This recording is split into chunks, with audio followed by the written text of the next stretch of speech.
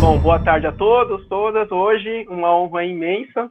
Temos o prazer de acolher nessa entrevista a Regina Silveira, que evidentemente dispensa qualquer apresentação, uma das artistas mais importantes do nosso cenário nacional.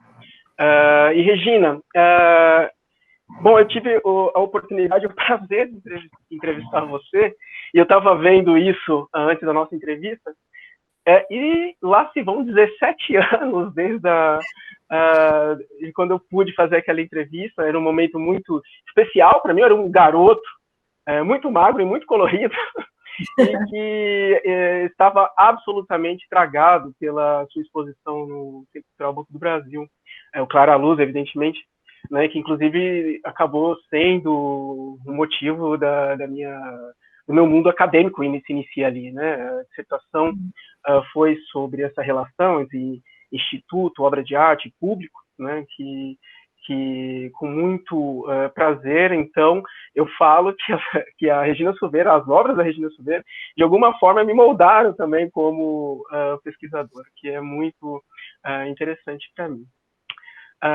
Regina, é o seguinte, eu queria começar com uma pergunta que não é nenhum mistério para quem acompanha a sua obra, que é a relação muito intrínseca que você mantém há muito tempo com a arquitetura no local onde suas obras vão ser inseridas. Isso acontece de maneiras diversas, mas muitas vezes o edifício ele é tomado por você, né? O que significa que você precisa pensar não só aquele espaço, mas como também o espectador vai entrar naquele espaço, vai interferir na sua obra. Não?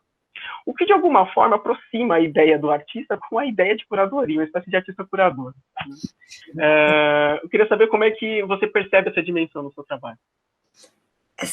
Bom, em primeiro lugar, eu queria agradecer o convite e dizer que é muito linda essa sua lembrança e me deixa muito feliz de ter sido tão importante para a sua carreira acadêmica e para ter feito a sua cabeça quando você era tão jovem. Então, eu queria dizer que essa exposição, que foi motivo depois das suas diferentes pesquisas, foi também para mim muito importante.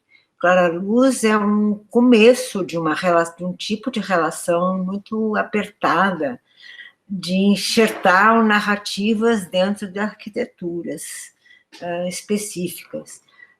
Eu já havia feito uma relação estreita com fachadas, com interiores, e isso sempre implicava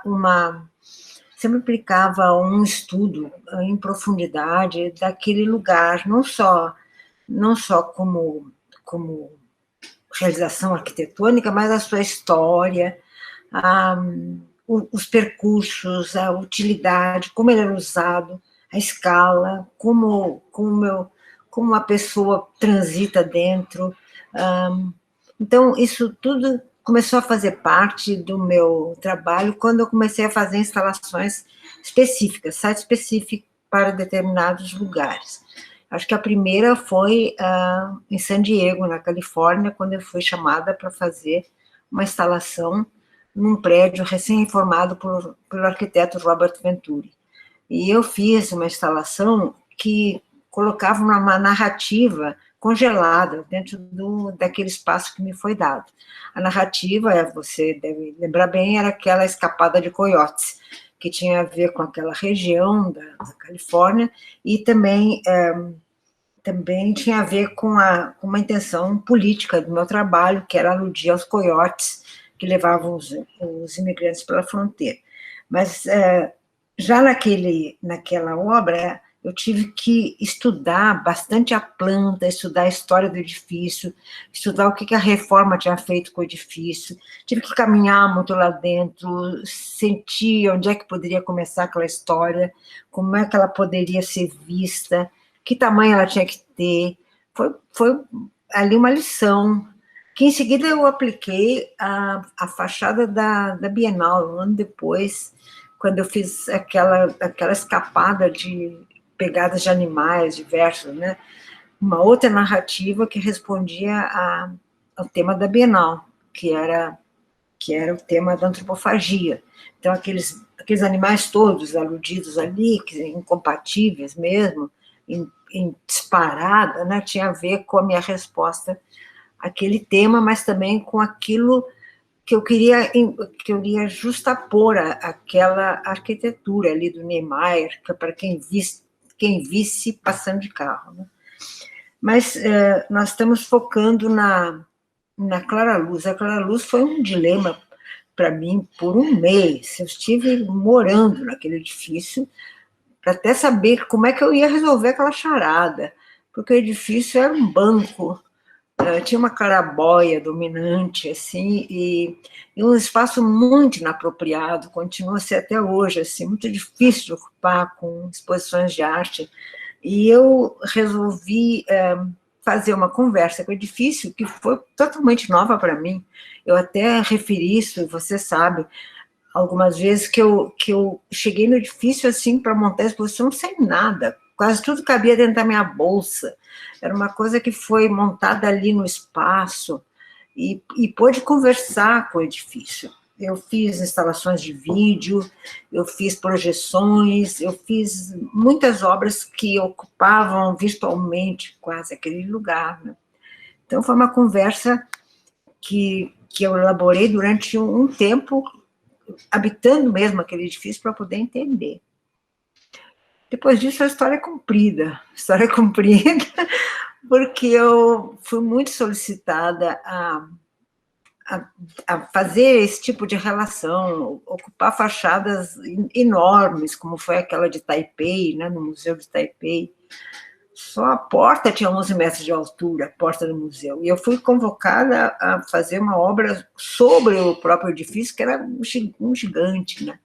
Então, eu penso que também eu me transformei muito nesse período, porque eu comecei a trabalhar mais com arquivos digitais, que me proporcionaram mais controle, mais alcance de escala, melhor para trabalhar à distância. Então, foram muitas transformações, mas eu acho que começaram realmente na Clara Luz. Ô, Regina, continuar um pouco nesse aspecto, eu lembro quando você inaugurou o Mundos Admiráveis, e toda a ideia das pragas, daqueles insetos, que você disse mais de uma vez, reiteradas vezes, a ideia de uma reconstrução ou uma complexificação, vamos dizer assim, do olhar que era nutrido também pelas crianças que usavam aquele espaço, né? Em obras que, não sei, que a gente pode pensar de distopias a metáforas políticas, uma coisa de um mundo fantástico muito interessante que aparecia ali. E como você vê, então, esses, entre aspas, claro, esses acidentes, como eles são incorporados, e se é que são incorporados à sua prática artística, do espectador, digo, né? Bom, na verdade, esse conjunto de obras que queria evocar as pragas históricas e bíblicas foram completamente, assim, denunciadoras dessas distopias que estamos vivendo agora no presente. Né? Mas começa com aqueles insetos gigantes na Mundos Admiráveis que eu simplesmente agigantei para colocar naquela jaula de vidro no CCBB de Brasília, e em alusão à vida política, e que eu queria que aparecesse como uma jaula magnificente, assim, iluminada. E você lembra bem minha surpresa quando aquilo ficou terminado e eu vi que era realmente aquilo que eu queria, que da estrada, que passava perto do Centro Cultural, se via aquela coisa como uma jaula, né? Eu queria aludir à magnificência da nossa corrupta vida política, com aqueles insetos daninhos. Mas me surpreendi muito quando o Eduardo Verderame, meu assistente, veio atrás de mim, eu estava olhando os demais trabalhos da exposição, que era sobre os Jardins do Poder. A Regina, vem ver o que está acontecendo. As crianças no seu trabalho. As crianças usaram meu trabalho como se fosse um lugar mágico. elas fizeram um outro tipo de interpretação. Era como se fosse Alice no País das Maravilhas. Aqueles insetos eram fonte de imitação, de surpresa da escala. Elas corriam e brincavam dentro do trabalho. Eu tive que aceitar que aquilo era a interpretação válida, que aquilo era, que existe, que a arte é assim aberta, né? Eu não posso fechar o interpretante dessa maneira, né? Mesmo quando em Taipei, aquelas pegadas que eu fiz todas na fachada, e que eu queria que fossem vistas como vertendo do edifício, por isso eu usei todas as aberturas, porque eu queria aludir a forma que é da própria arquitetura, que é um ideograma. O arquiteto fez um ideograma gigante construído que queria dizer poço. O poço era porque naquele lugar era o poço da aldeia, o poço onde as pessoas casavam, onde se enforcavam pessoas, era o centro social de Taipei, né? Então eu queria que fosse como um jarro que vertesse aquelas pegadas todas. Todo mundo interpretava diferente, que estavam invadindo o seu, que aquilo era uma invasão. E eu achei que era engraçado também, porque era uma coisa ameaçadora, né? Eu tinha feito como uma alusão àqueles barcos, aqueles mandarins que escaparam da China com todos aqueles tesouros que estão lá agora em Taiwan, né? Então eu queria que fosse visto como uma ânfora, assim, uma coisa, mas foi ao contrário, foi visto como uma ameaça, né? Não me importo, porque em alguns outros lugares eu fiz essas pegadas também como ameaça, assim, como uma invasão surpreendente, inesperada, de gente pelo teto, pelo telhado, onde fosse, né? Então essas histórias continuam, sabe, Martim? Essas histórias continuam porque eu sou solicitada e tenho essa curiosidade de provocar esse tipo de estranhamento, de uma associação outra com arquiteturas. Por isso eu tenho usado tantas vezes os repertórios que se modificam a cada vez, né? O ano passado os insetos estiveram no Museu de Riad, na Arábia Saudita, e é bem estranha aquela situação lá, daqueles insetos gigantes com aquelas figuras vestidas de túnica, é muito curioso aquilo, né? Então ele se fica imantado de significados conforme o lugar, né? Eu fiz ano passado também uma obra com as derrapagens, ainda que é uma obra de 2004, no Museu de Seattle, nos Estados Unidos, que está construído em cima, um pavilhão de vidro, em cima de uma verdadeira plataforma que liga com o cais do porto. Então, é completamente artificial aqueles patamares onde se colocaram as esculturas, e por baixo passa uma quantidade de autoestradas, rodovias, linha de trem. Então, eu achei muito, muito possível pensar que aquelas marcas urbanas de veículos pudessem enrolar todo o pavilhão, né? Ficou lá por um ano. Agora, esse ano, um pouco antes da pandemia, que foi retirado o trabalho. Então, são como marcas e vestígios que ficam por aí, viajando pelo mundo, né? Boa tarde, Regina. Prazer receber você aqui no nosso programa. Bom, a minha pergunta é a seguinte: eu vejo que a sua obra, uma das coisas mais interessantes nela é justamente a diversidade de temas que você aborda, né? Mas isso é a diversidade de uso de materiais que você usa ao longo da vida, né? Eu gostaria de saber se você vê um fio condutor, ou o que é o fio condutor que leva essa narrativa ao longo do tempo na sua carreira. Boa pergunta sua. Eu, nos anos 70, eu era qualificada como multimídia. Multimídia, naquela época, era um artista que não era como multimídia de agora, era um artista que buscava novos modos de produção de imagens, mais do que nada. Então, estavam à disposição os modos industriais, vamos chamar assim, de produção de imagens, que eram completamente mal vistos pela academia ou pelas técnicas tradicionais de desenho, de gravura, de pintura, nas quais eu tenho uma formação, né? Mas eu optei por operações poéticas que tinham a ver com o meu modo de usar essas técnicas industriais, através de fotorreprodução, que eu usei até no meu ensino. Meus alunos todos passaram por este tipo de hibridização. Então, eu penso que existem, sim, claro, fios condutores que levam a toda essa minha diversificação de meios, porque eu sempre priorizei as ideias sobre os meios. Por isso que eu posso fazer agora, tranquilamente, realidade virtual, realidade aumentada. Acho que tudo está dentro. Fiz animações, fiz tudo, sem ser especialista em nada. Fiz videoarte, mas eu não quero, nunca quis ser classificada, nem como gravadora, nem como videoartista, nem nada, porque eu acho que o artista trabalha com ideias, com projetos, e que vai buscar o meio que melhor serve, que dá mais eficácia para aquela comunicação.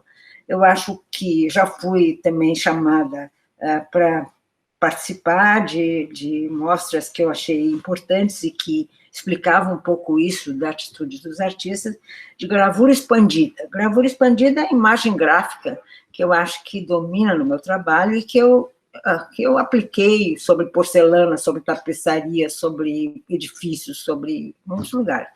Já participei dessas exposições também com obras sobre edifícios, ou seja, visto como uma gráfica expandida, fora de lugar, que pode tomar conta de muitos tipos de suporte, né? Mas eu acho que isso é quanto aos meios, mas eu acho que quanto às intenções, eu acho que as intenções são aquelas que perpassam por tudo, são intenções de afetar, de alguma maneira, a percepção do real, de transformar os modos de se conectar com o mundo, com a realidade. Então, por isso é que meu trabalho ocupa essas narrativas, procura essas estranhezas, que criam uma diferença com aquilo que se pode perceber como possível de transformar a percepção no mundo. Então, isso tem sido a minha,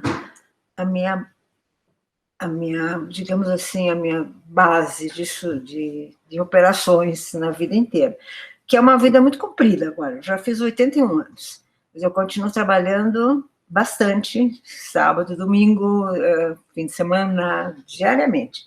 Então, e eu trabalho muito, sempre trabalhei muito. Então, eu tenho uma obra muito vasta, e ela toda se caracteriza assim mesmo, como você diz, não para uma diversidade poética, que eu acho que tem uma direção clara, né? Mas que muitas vezes se escreve dentro de uma crítica à tradição ilusionista, ou seja, o que é esse real, né, que vivemos, mas que tem essa diversidade de meios que é difícil de abraçar, de explicar, a não ser por esta plataforma comum, que é a imagem, né, que é a política da representação, se você quer falar melhor, que são as representações visuais na nossa vivência, na nossa experiência, né, de vida. Obrigado, Regina. E já pegando uma esteira, nisso que você falou agora sobre essa questão da ilusão do real, eu gostaria que você falasse um pouco sobre a Absentia, né? Assim, quando entrei em contato com a obra, achei muito interessante e gostaria de saber por que você retoma esse diálogo com o Duchamp, né, em 83, né? Por que essa imagem te veio à cabeça e você resolveu utilizar ele como uma referência para criar uma das suas obras mais expressivas, na minha opinião?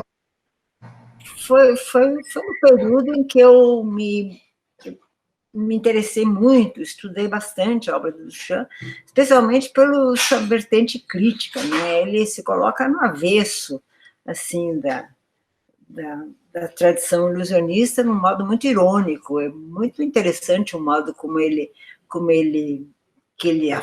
ele se mete dentro da tradição perspectivista pelo lado da paródia, da ironia, ready-made, é uma coisa que, para mim, foi uma descoberta grande, viu? Então, aquele trabalho da Bienal de 83, é quase uma homenagem, assim, né? Mas também também significa a minha descoberta da semiótica do Peirce, onde ele investiga, sobretudo, os tipos de classificação de imagens. Me interessei muito pelos índices, todas as sombras, as fotografias que eu usava, tudo eram índices do real, marcas, vestígios. E me interessei por esse lado da fantasmagoria, sabe? Então, esse é o lado mais mágico, assim, da cadeia ilusionista, aquela que leva ao cinema, por exemplo. São produções que estão na origem das projeções de cinema. Então, toda essa tradição me interessou muito, e Duchamp, sobretudo, não só Duchamp, Magritte e outros artistas que estão dentro do dadaísmo também me interessaram. Então, o modo como eles puderam tratar às avessas, né, desse tipo de tradição. Ou seja, por isso aquelas perspectivas são todas completamente desconcertadas, né? Elas são feitas como paródias das normas do uso da perspectiva, que é produzir a impressão do real, né? Então, mas aqueles trabalhos, aquelas inoficências foram também minhas primeiras instalações, sabe? Aquelas sombras alongadas. E, para mim, era o primeiro modo de ganhar aquilo que depois foi tomando muita importância para mim, que era o espaço, né? A inscrição da obra no espaço real, para uma obra que podia ser vista de muitos pontos de vista, que podia ser percorrida, que podia ser refletida em cima de você. Passei a me interessar muito por isso. Aquela obra que você fala tinha 200 metros quadrados. 200 metros quadrados é bastante, 20 por 10. E naquele momento não havia ainda fotocópias gigantes, eu não tinha tido acesso àquilo. Aqueles desenhos foram feitos ao tamanho real, aquelas linhas foram desenhadas com barbantes, como no Renascimento. Nunca vou esquecer que o José Rezende, uma vez, passou por mim enquanto eu produzia aquele espaço. Você pensa que está no Renascimento? Eu digo, acho que sim. Porque eu fazia as linhas compridas, amarrava numa ponta, pregava numa ponta e passava para outra, até o ponto de fuga, entendeu? Foi tudo construído assim, ao tamanho. Claro que disso eu me libertei quando passei a usar outros tipos de recursos, passei a imagem digital nos anos 90, né? Então, aí mudou muita coisa no sentido do controle da escala, da produção à distância, tantas coisas, né? Eu fui me adaptando e usei para coisas que eu precisava, mais rigor, mais controle, essas coisas que eu gosto, né? De poder fazer esses tipos de produção. Tem um elemento que me parece interessante também, que é na sua carreira, que é essa junção de uma carreira artística muito bem consolidada e, por outro lado, uma carreira de docente, né, na academia. Como você avalia as dificuldades de conciliar essas atividades, né? Levando em conta também que entre esse mundo artista, das poéticas artísticas, tem aqueles artistas que são absolutamente independentes do mundo universitário, né?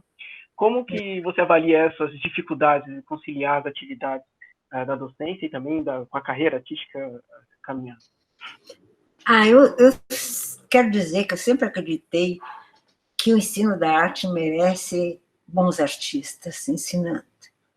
eu acho que é muito ruim o professor profissional. Eu acho que o ensino da arte tem que ser feito por bons artistas, porque o artista aprende com o artista. O artista aprende da arte, não tem outra maneira de aprender. Então, eu não sei se foi uma circunstância, estamos falando dos anos 60 e dos anos 70, ou seja, não havia mercado de arte e não havia como sobreviver. Entretanto, eu sempre me dirigi Fui convidada, na verdade, quando eu tinha ainda 20 anos, para trabalhar no Instituto de Arte do Rio Grande do Sul, onde eu havia estudado. Depois passei um tempo que ninguém sabe muito, eu talvez nunca tenha explicado muito, em que eu trabalhei organizando praxeterapias de um hospital psiquiátrico gigante lá em Porto Alegre. Depois voltei à universidade e me mantive na universidade, mesmo fora do país, por todos esses anos, achando que um dia eu ia conseguir minha alforria, porque eu trabalhei muito na universidade. Eu não fui só professora todo o tempo, né, quando eu sempre tive, de alguma maneira, alguma gestão a fazer, coordenando o setor de gravura da FAP. Na ECA eu fui chefe de departamento, eu participava de todas as comissões, eu ajudei a elaborar a pós-graduação no Brasil, ou seja, eu me empenhei para melhorar o ensino da arte. E fiquei trabalhando na universidade praticamente até 2000. 2000, quando eu resolvi que eu ia ser só artista, full time. Então, foi aí que abandonei até os relatórios que eu tive a fazer sobre outros pesquisadores para a FAPESP, para a CNPq, dei muitas consultorias. Então, eu fui muito empenhada em melhorar o ensino da arte. Agora, eu penso que, pessoalmente, para mim foi muito importante sempre ensinar. Eu acho que eu aprendi muito com meus alunos. Eu acho que na troca eu pude sempre me revitalizar, porque eu tenho perfeita consciência da diferença das gerações. Eu não posso me confundir com a vivência e a experiência das gerações mais novas. Eu acho que dessa diferença é que nasce a vantagem para todos os lados. Então, eu penso que meu trabalho, minha cabeça, sempre pude renovar, mantendo contato com os meus alunos. Eu sou dos raros professores que mantém sempre um contato com os seus alunos, para vivências de vida mesmo, para comer pizza, para ir no cinema, para ver exposições, para conversar, ou seja, eu acompanho o percurso deles e eles acompanham o meu. Então, eu acho que dessa conversa, eu pude sempre me nutrir. Eu acho que não fiquei com a cabeça velha, porque eu fiquei sozinha, isolada. Eu sempre pensava, o que eu vou fazer quando eu ficar velha e não puder mais subir em andaimes, fazer todas essas coisas que eu fazia quando tinha 30, 40 anos, né? Então, eu pensava que eu ia ser como alguns artistas que eu conhecia, que ficavam fechados no seu ateliê, fazendo aquarelas, escutando música clássica, muito boa, e não foi nada disso, né? Realmente, eu fui crescendo em complexidade, assim, o meu trabalho, fui me associando com muitos colaboradores, gosto de me associar com músicos, com gente que sabe mais das coisas que eu preciso fazer, então eu fiquei assim, virando um grupão, um coletivo, sabe? Foi como eu mudei. Então, eu acho que para mim foi importante isso.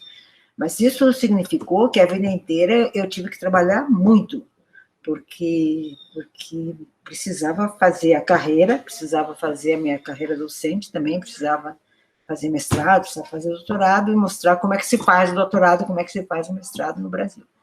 Então, tudo isso custou bastante e significava, assim, esses sacrifícios pessoais, né? Mas eu sempre pude fazer meu trabalho, no meio de tudo isso. Só que um dia eu resolvi que não ia mais nem aparecer na universidade, e foi bom, foi bom. Nesse aspecto, Regina, existe algo que você chegou a comentar agora, por cima, que é a relação entre professor e estudante, claro, mas no campo das artes ainda é um pouco, ainda mais intenso, porque existe, como você falou, uma troca, e talvez também uma troca de poética. Claro, a presença de um professor na obra do aluno muitas vezes se identifica fácil, rapidamente. Você acredita? Quero dizer que eu sou contra isso, hein? Não, eu tenho... Contra isso. Eu só respeito demais as diferenças.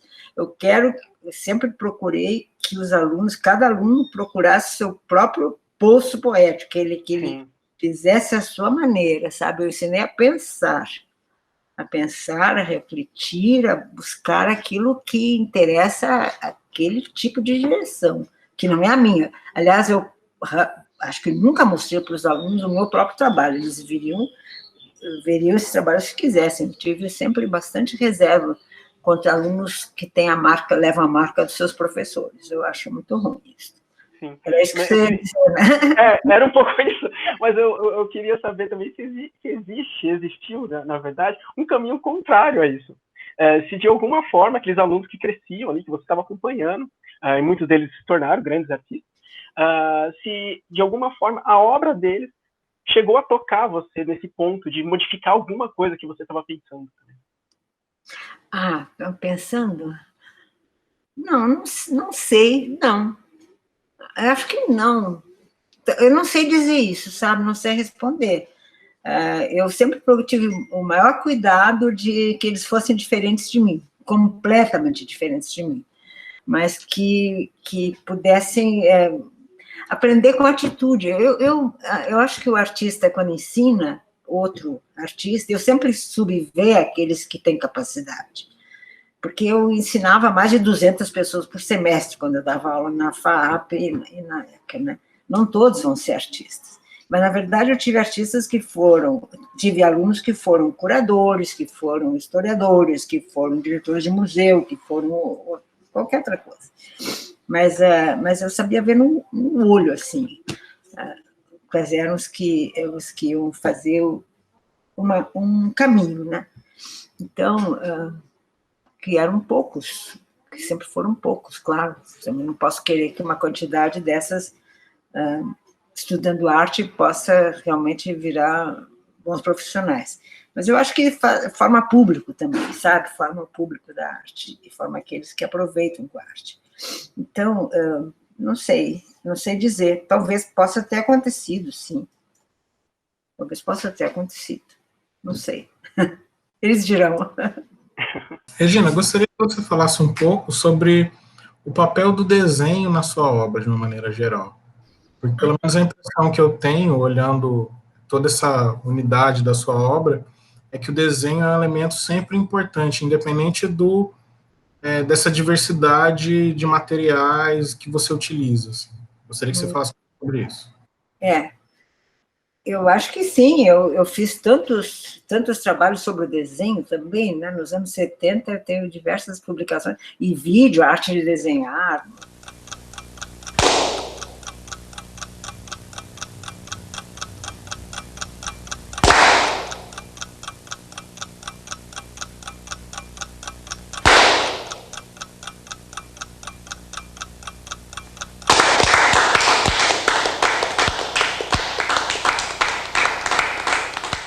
Nos anos 70, quando eu fazia aqueles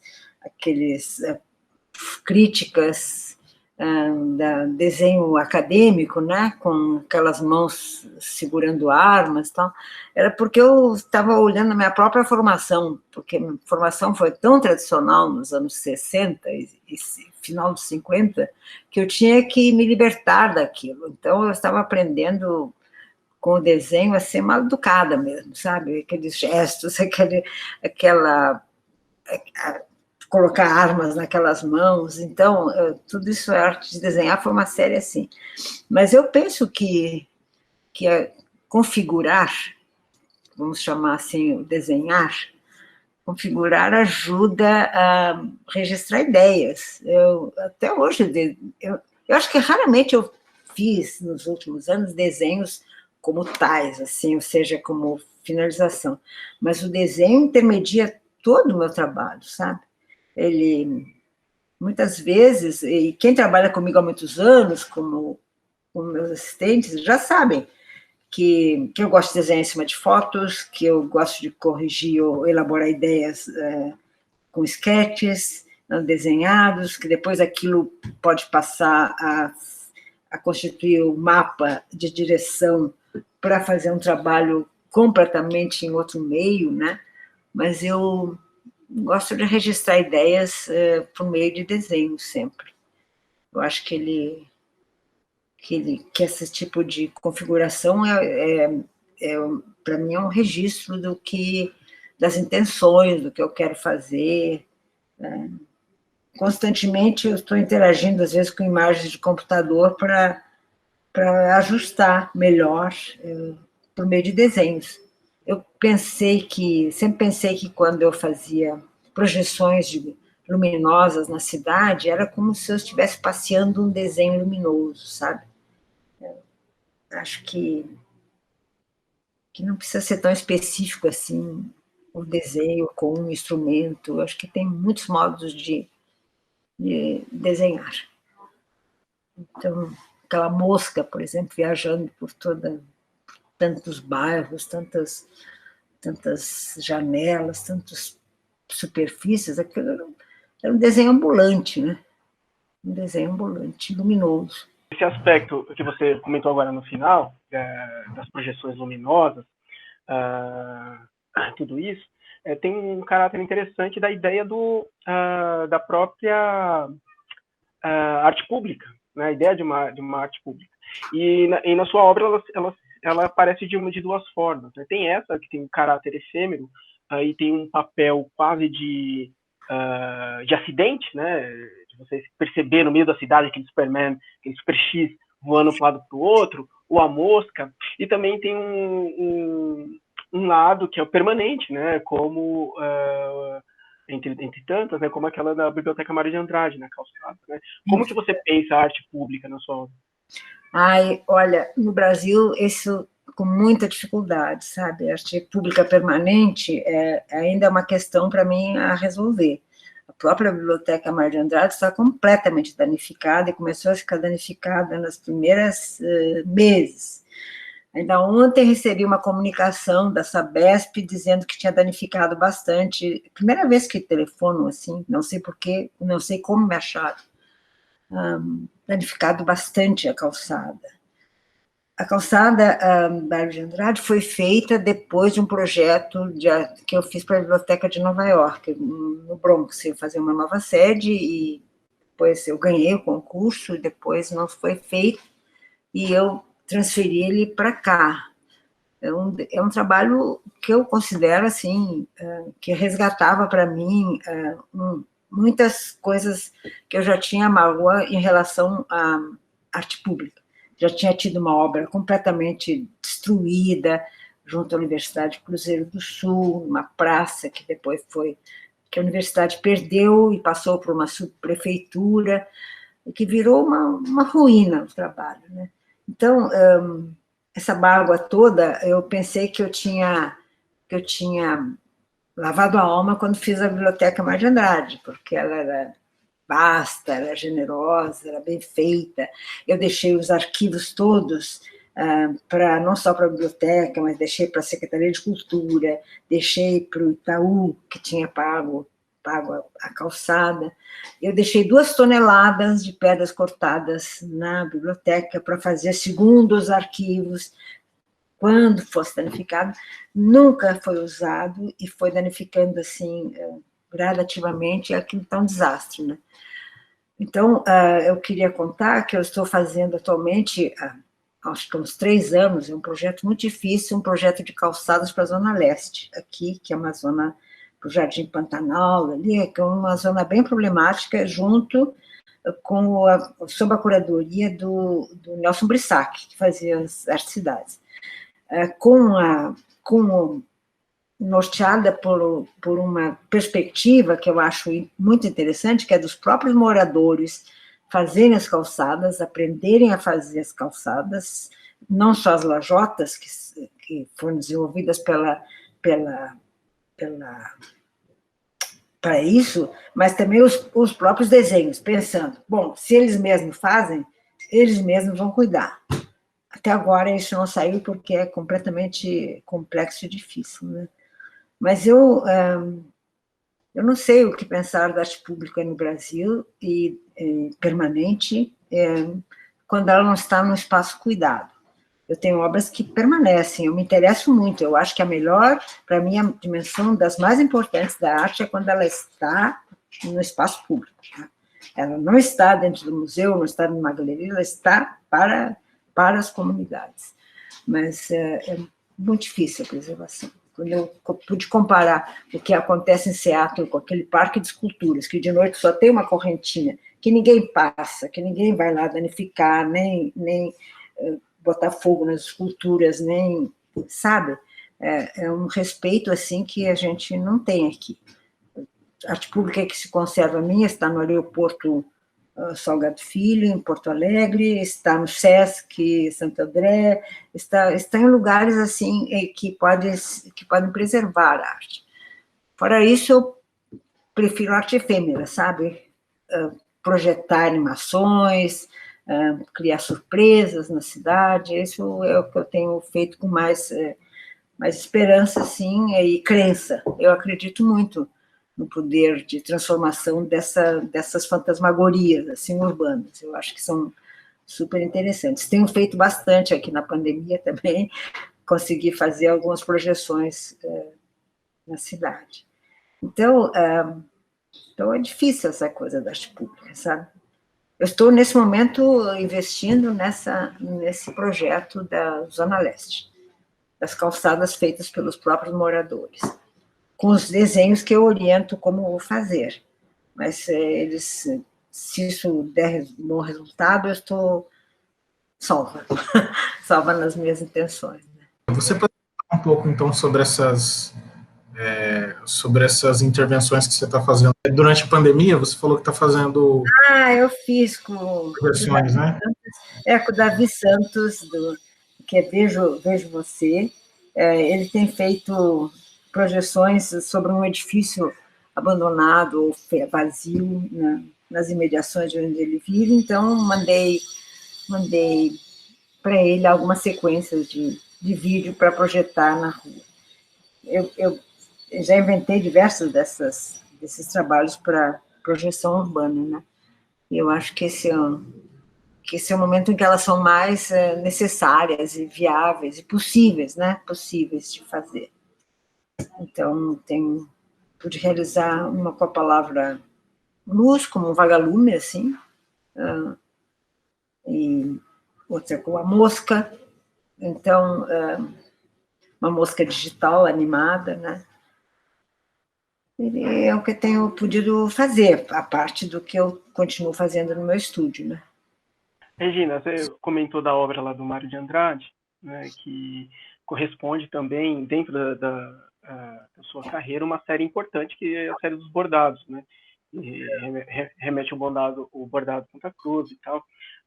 Não só lá na calçada, mas o incrível trabalho que foi feito envelopando a fachada do MASP, né? De alguma forma apontava para a transparência do edifício, e voltava também para essa ideia do trabalho manual, né?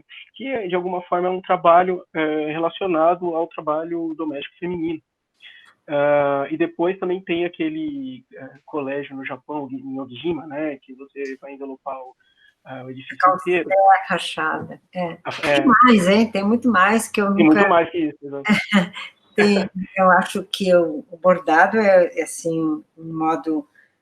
quase muito compatível com o digital, né? Ele foi, na sua natureza, isso está ligado à história das mulheres, eu acho interessante isso. Então, eu fiz uma série grande de bordados. Os bordados que não se viram aqui foram os que eu fiz na Polônia, que são bordados mais ilusionistas, assim, como se fossem mais cheios, né? Uma linha de lã, e que eu consegui aplicar sobre ônibus em Curitiba, ônibus de linha mesmo, durante a Bienal de Curitiba, em 2016. Esses ônibus eram usados pelos pelo público que gostava de andar nesses ônibus. Haviam 2 ônibus, um todo bordado com azul, um todo bordado com rosa, e eles andavam pela cidade em serviços comuns, assim. Também fiz extensamente o bordado numa circunstância bem especial no Museu do México, na cidade de Puebla, que tem um grande museu que abriga a arte mexicana de todas as épocas, né? Essa é uma história comprida também, porque tem a ver com uma obra que eu havia inventado para um outro museu mexicano. Enfim, quando esse curador do Museu de Puebla ainda era um assistente do museu, e ficou com muita pena que eu não tivesse podido fazer, e guardou aquilo como uma espécie de compromisso, que 20 anos ou mais depois, ele já diretor do Museu em Puebla, digo, agora chegou a hora de a gente fazer aquele trabalho, que era um trabalho que me nutriu muito por muito tempo e que eu nunca pude realizar, a não ser em diferentes obras, que se chamava Todas as Noites. Todas as Noites foi um trabalho de encher de sombras, uma hipótese de sombras, assim, projetadas dentro do museu, na cidade de Monterrey, no México. Então, quando ele me convidou para Puebla, se tratava de criar uma instalação para um grande espaço de vidro que havia sido construído um escritório pós-moderno, assim, para juntar os edifícios coloniais que abrigavam a coleção. E com grande conflito, assim, no lugar, em Puebla, porque eles eram um enxerto, assim, pós-moderno dentro daquela arquitetura toda. Então, o que eu fiz foi bordar todo aquele vidro, ficticiamente, claro, com um vinil, e com os motivos da região, sabe, dos bordados da região. Então, foi como esquentar, foi como trazer identidade para aquele lugar que era visto como inóspito, vidro, limpo, que não tinha nada a ver com o resto dos museus. Então, esse trabalho é importante também. Então, os bordados têm uma história curiosa. E esse de Ogijima, no Japão, mais ainda, porque eu tive que fazer às pressas esse projeto, depois que eu tinha aprovado o projeto com pegadas que eram registradas nos pés das crianças daquela escola. Se eu ia tomar a marca dos pés das crianças, ia multiplicar, ia encher a fachada daquelas pegadas, assim como eu tinha feito em Taipei, porque eu estava muito impressionada com o fato de uma escola gigante naquela ilha só ter 6 alunos. 6 alunos era porque a ilha estava ficando abandonada, e aqueles 6 alunos estavam em diferentes graus, assim, na escola, então era uma coisa que para mim era quase inexplicável. Eu desejava que aquelas crianças se multiplicassem, então eu tinha feito aquele trabalho. Aí uma das alunas tinha uma síndrome especial que não aguentava ver pontos pretos, unidades pretas. Ela se sentia como se fosse sugada. Então me pediram, o diretor da escola me pediu para mudar de projeto quando já estava sendo impresso no catálogo da Trienal de Setúbal. Foi uma coisa assim de mudar o projeto em 2 semanas. Então, eu usei aquela mesma sistemática que eu tinha usado para o MASP, um bordado de céu, o que foi esplêndido, foi aceito, e ele se confundia com o lugar, né, que tinha um céu enorme, imagina, uma ilha pequena no meio do mar, aquilo, o céu era tudo que eu queria, né. Então, ele está lá, vai ficar por uns 10 anos, é uma obra efêmera, mas ele foi pintado rigorosamente a partir de um mapa que se deu das cores, dos pontos do bordado, sabe?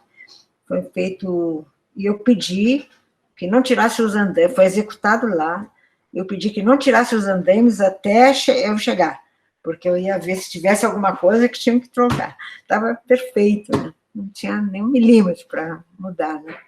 o mapa foi bem construído, né? E vai ficar, porque foi pintado com epóxi, ou seja, vai durar algum tempo ainda lá. As pessoas da ilha apreciaram, acho que mais do que se eu tivesse feito aquelas pegadas, né? A pandemia, de alguma forma, interrompeu muita coisa que você devia estar pensando, fazendo. E uma dessas coisas corresponde a uma grande exposição no MAC, né?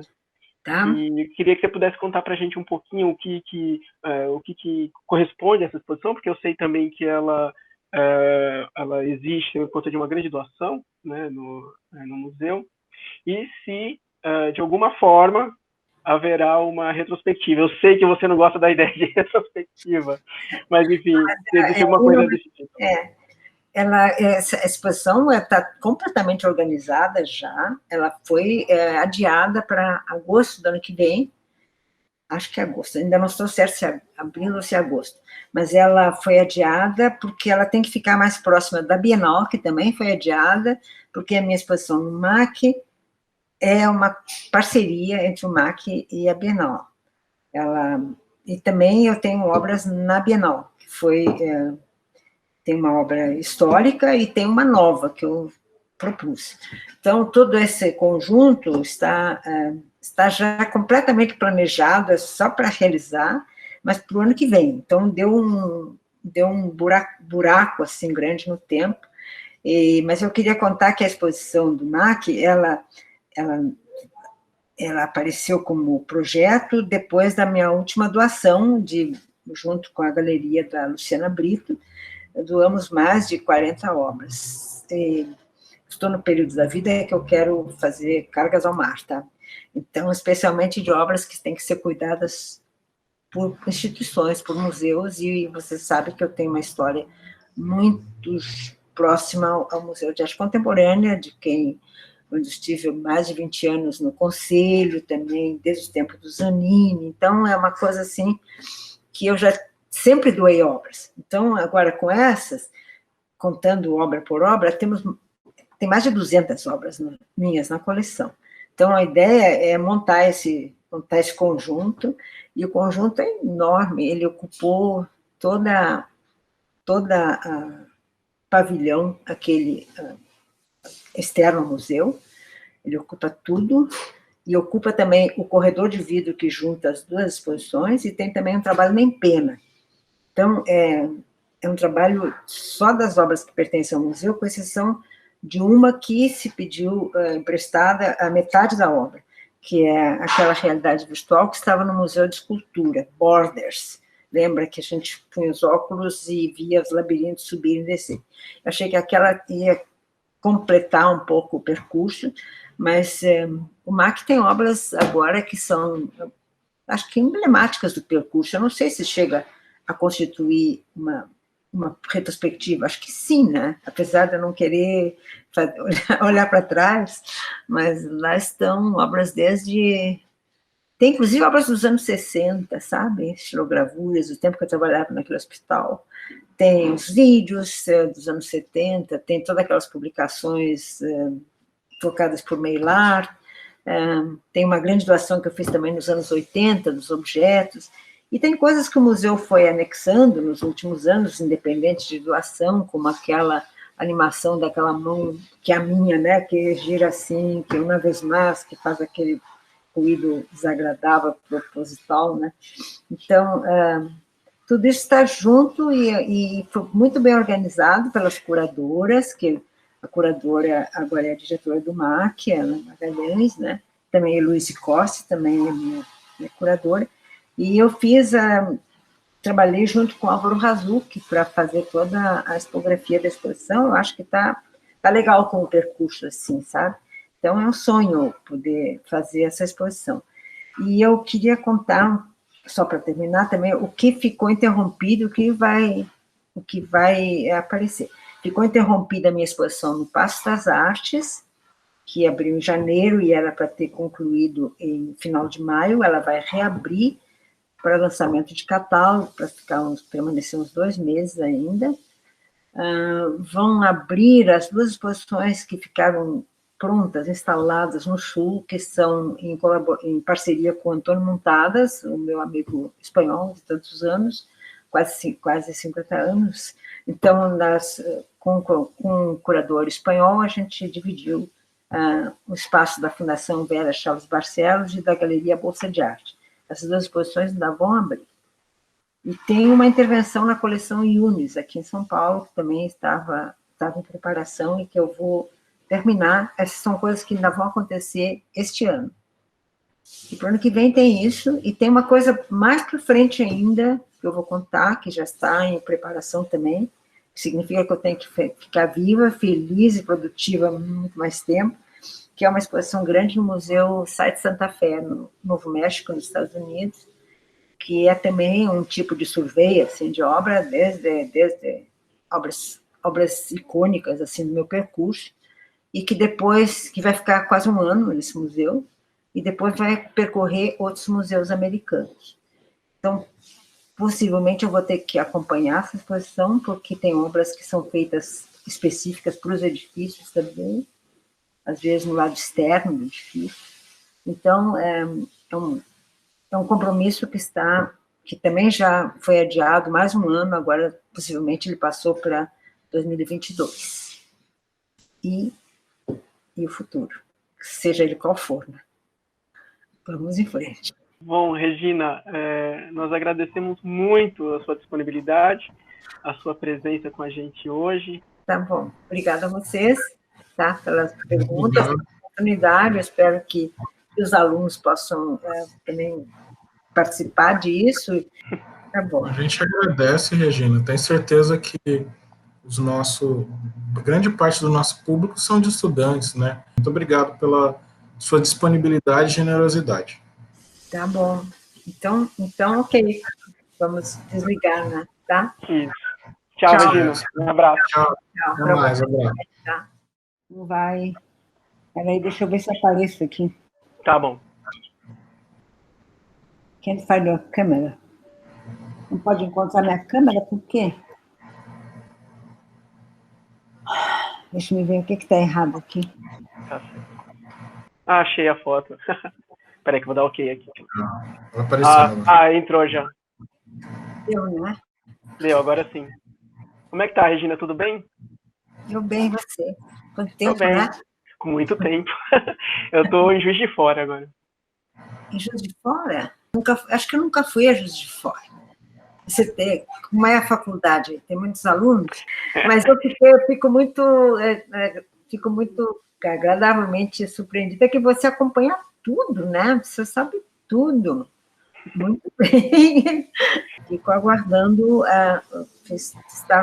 continuarmos a estar juntos nesse futuro que está tão especial, tão difícil, mas que a gente tem que apostar as fichas que ele vai acontecer. Né? Exatamente. Faça uma pergunta agora.